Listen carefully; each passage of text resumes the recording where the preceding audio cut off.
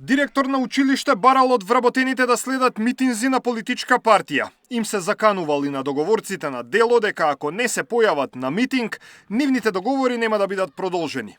Државната комисија за спречување на корупцијата објави предмет добиен од анонимен пријавувач, кој потоа е препратен до комисијата во јавното обвинителство за следење на евентуални изборни нерегуларности. Наводите се однесуваат на тоа дека директор на основно училиште преку мобилна апликација врши притисок врз вработените со цел нивно на партиски настани, а исто така се упатува дека истото лице, директорот, упатува до вработените ангажирани со договор на определено време, дека истите нема да им бидат продолжени доколку не присуствуваат на посочените настани. Сепак, антикорупцијска не открива ниту кое е основното училиште каде директорот барал од вработените да трчаат по митинзи, ниту во која општина е лоцирано училиштето.